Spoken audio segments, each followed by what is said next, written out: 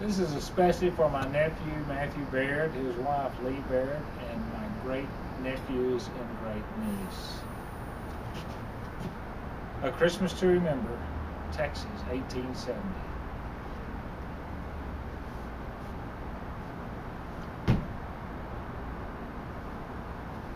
I don't reckon two fellas could ever be more different than me and Sam Crowley.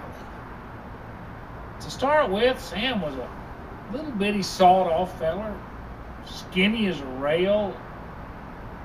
I was always leaned more towards the husky side, I guess you'd say. Old Sam, he had coal black hair, wavy.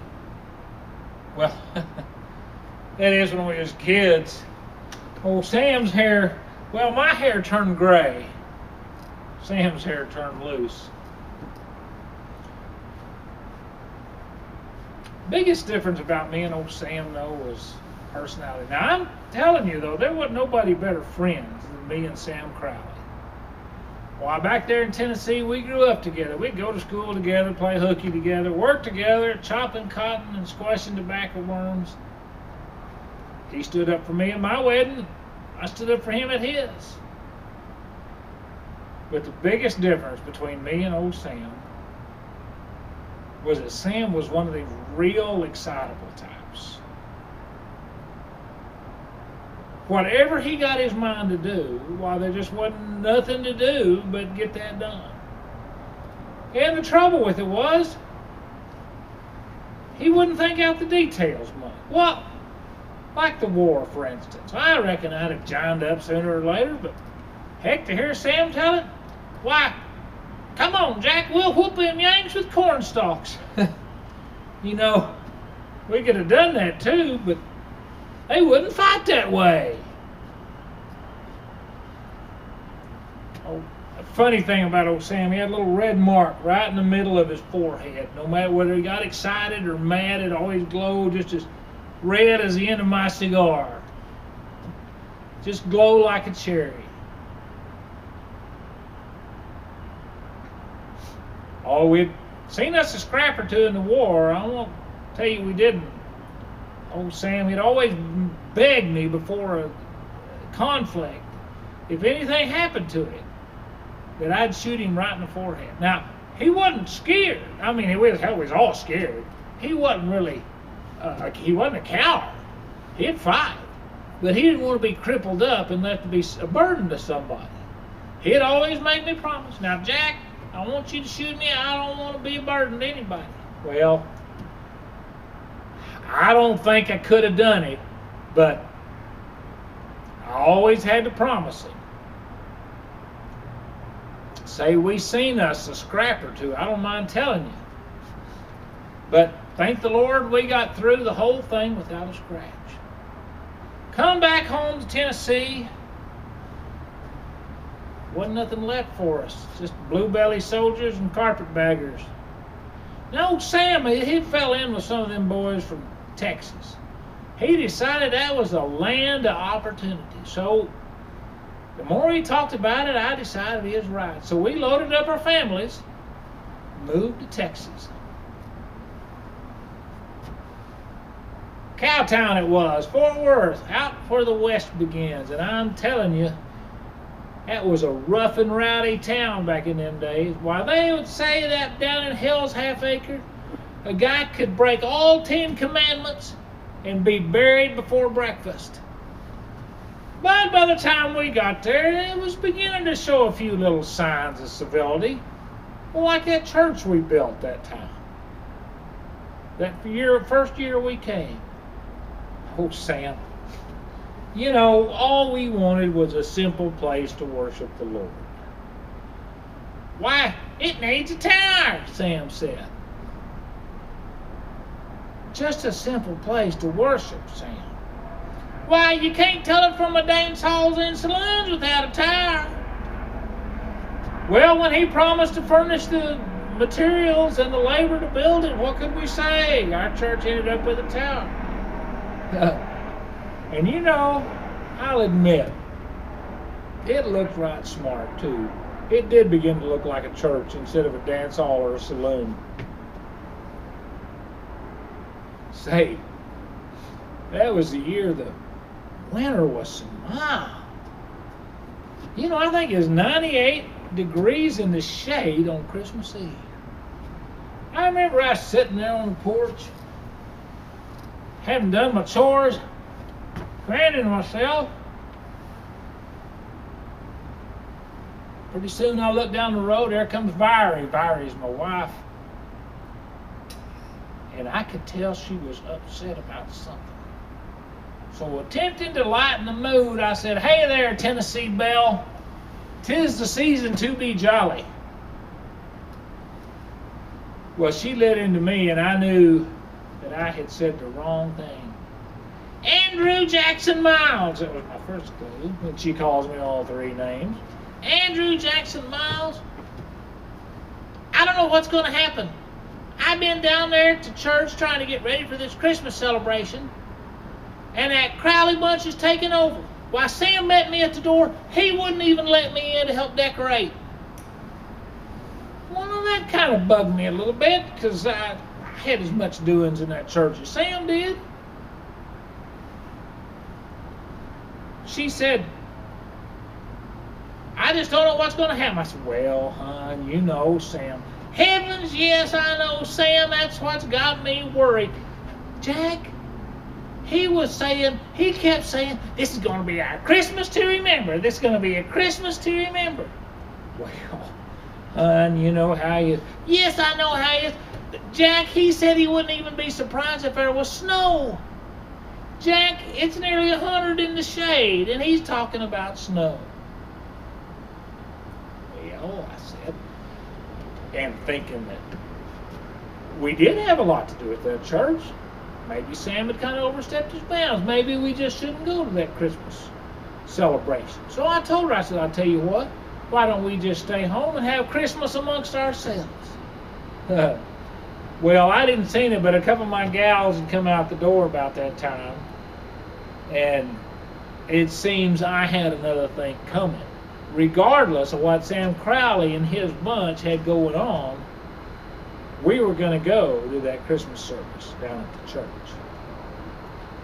So, long about sundown, I hitched the team up, pulled the wagon up to the house, loaded the kids in. As I lifted Viri into the wagon seat, she looked at me and she said, "Sam, you wearing a gun?"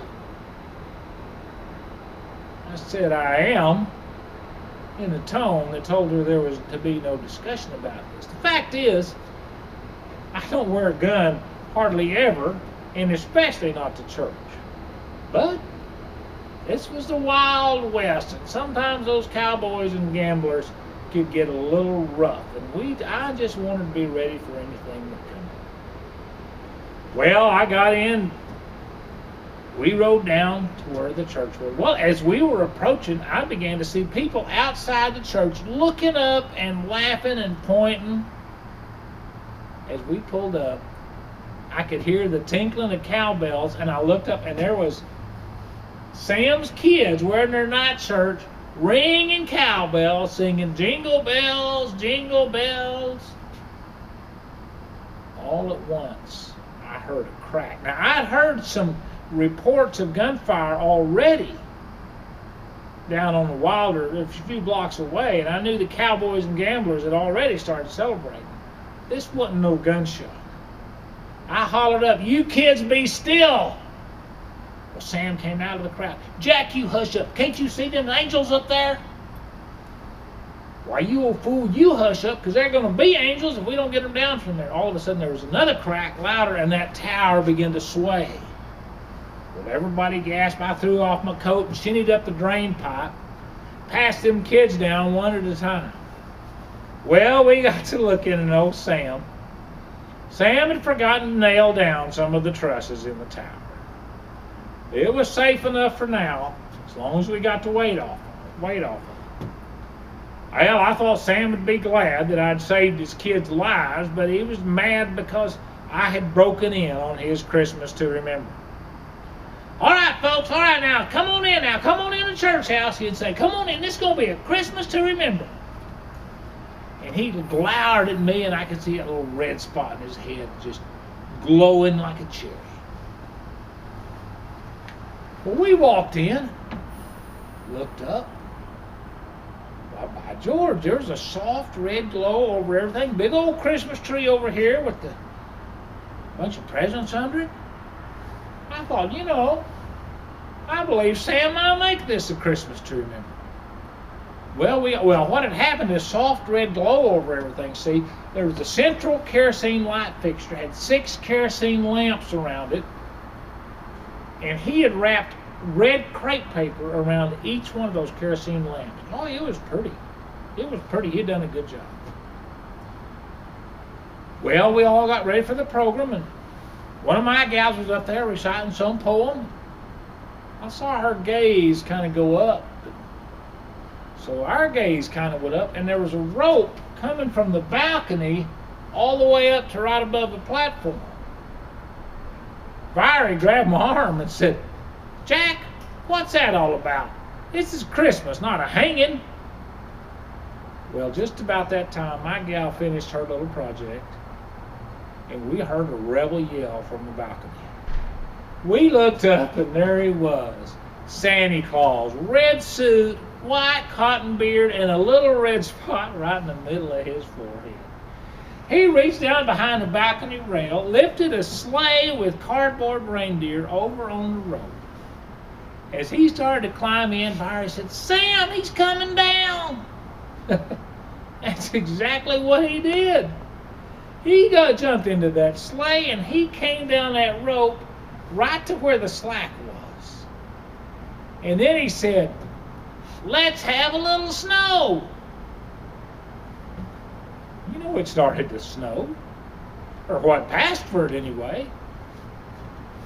Little white things drifting down from over the balcony. One of my kids picked it up, put it to her mouth, and said, Pa, it's popcorn. Ha! Well, old Sam, he really gave us a Christmas to remember, didn't he? All of a sudden, we heard him holler, and it wasn't no rebel yell. Woo! Shut off that popcorn, I'm burning up here. We looked up, and it wasn't the popcorn. One of those red crepe paper coverings of the kerosene lamp had caught on fire, and the others had too. A spark jumped to one of them cardboard reindeer, and it just kind of curled up. And then a spark jumped over into Santa Claus's beard, and he jerked it off, and it just kind of evaporated. I realized the best friend I had in the world was in a fix. If he waited till we could get a ladder to him, he'd suffocate or get burned up. But if he jumped, he'd hurt himself. As I stood there, Barry grabbed my arm and said, Sam, do something. I said, hush, woman, I'm thinking on it. So at that time, I realized that a man's got to do what a man's got to do. I reached down on my hip, pulled out my 6-shooter, aimed at that little red spot on Sam's forehead, and his eyes met mine. And they got as big as saucers, and he said, he said, Jack, don't shoot, don't bang.